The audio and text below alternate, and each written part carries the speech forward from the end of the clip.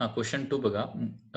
If truck and car, okay, so once again there is a truck and a car moving with same momentum and same braking force.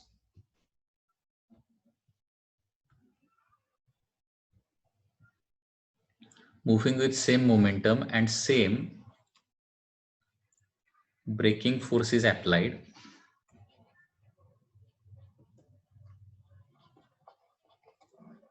तर आता answer काय येणार बघा.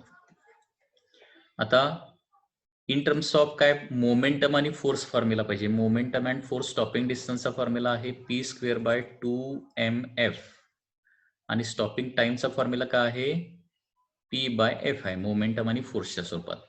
आता बघा stopping distance P आणि F तर same आहे, 2 इज अ कॉन्स्टंट, म्हणजे stopping distance is inversely proportional to mass येणार. आता त्याच्यामुळं stopping distance of truck will be less than, बरोबर आहे ना, ज्याचं मास जास्त त्याचं स्टॉपिंग डिस्टन्स कमी, स्टॉपिंग डिस्टन्स ऑफ कार येणार.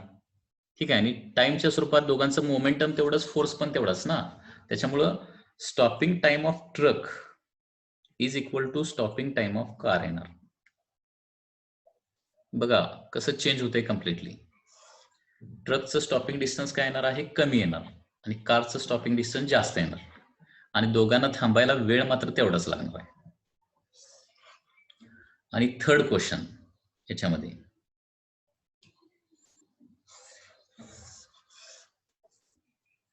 If car and truck are moving with same kinetic energy, same kinetic एनर्जीने निघालेत आणि सेम ब्रेकिंग फोर्स अप्लाय केला. Okay. Question 3, truck and car are moving with same kinetic energy and same braking force is applied.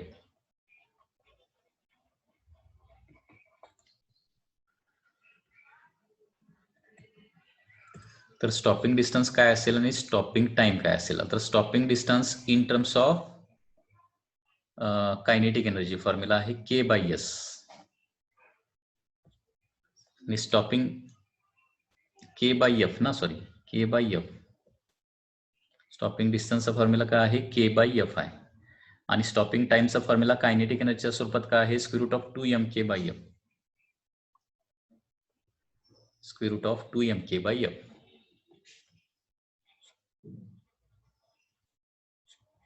असे दोन फॉर्म्युले आहेत.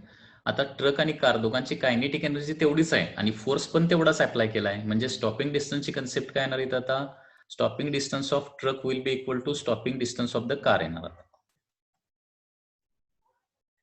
आणि टाइमच्या बाबतीत विचार केला तर काय होणार आहे, स्टॉपिंग टाइम ऑफ ट्रक, बघा आता इथे बघा फोर्स तेवढाच आणि कायनेटिक एनर्जी तेवढीच, म्हणजे stopping time is directly proportional to mass येणार, ज्याचा मास जास्त आहे त्याला स्टॉपिंग टाइम जास्त.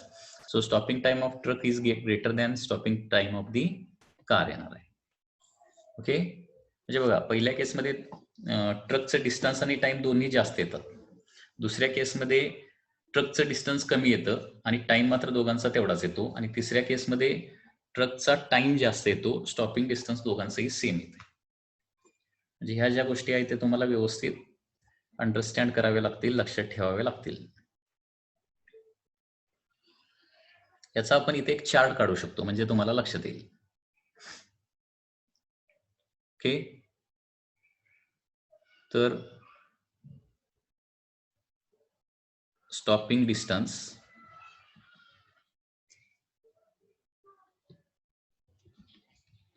आणि स्टॉपिंग टाइम अशा दोन कन्सेप्ट येणार ना. पहिलं दोघांची व्हेलॉसिटी सेम असेल, दोघांची मोमेंटम सेम असेल, आणि तिसरं दोघांचं कायनेटिक एनर्जी सेम असेल तर काय होणार, फोर्स तर आपण सेमच लावतोय.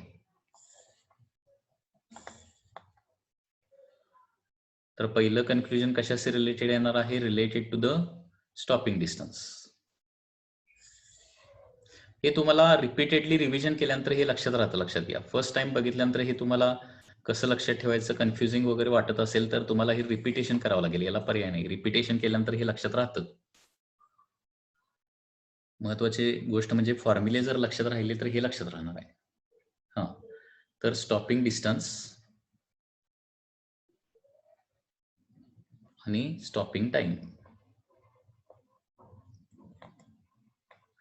ओके, तर स्टॉपिंग डिस्टन्सचा फॉर्म्युला काय आहे? 3 फॉर्म्युले स्टॉपिंग डिस्टन्सचे इथे लिहावे लागतील. स्टॉपिंग डिस्टन्सचे फॉर्म्युले पुन्हा एकदा बघा, प्रॅक्टिस करायचं असेल तर व्यवस्थित. स्टॉपिंग डिस्टन्सचा फॉर्म्युला आहे u square by mu square by 2f. u square by 2a असतं ना. स्टॉपिंग डिस्टन्सचा फॉर्म्युला कसा लक्षात ठेवायचा? u square by 2a. a च्या ठिकाणी काय करा, f बाय m ठेवा. दुसरा हा फॉर्म्युला लक्षात राहिला की बाकी सगळे फॉर्म्युले लक्षात राहतात. mu स्क्वेअर बाय 2 म्हणजे k बाय f, आणि तिसरा k म्हणजे square root of 2m, sorry p square by 2m. k म्हणजे काय असतं? p square by 2mf. आता याच्यावरून आपण हे सगळं थिंक करू शकतो. आता व्हेलॉसिटी सेम असेल, फोर्स सेम असेल तर stopping distance is directly proportional to mass. So stopping time of truck is greater than car. त्याच्यानंतर मोमेंटम सेम असेल तर तिसरा फॉर्म्युला वापरायला पाहिजे मोमेंटमच्या स्वरूपातला. तर momentum same, force same, two is also constant, so inversely proportional to mass येणार. म्हणजे इथं काय होणार आहे? Less than car. त्याच्यानंतर कायनेटिक एनर्जी सेम असेल, सेम कायनेटिक एनर्जी दोघांची असेल आणि फोर्स देखील सेम असेल तर स्टॉपिंग डिस्टन्स दोघांचं काय येणार आहे? सेम येणार.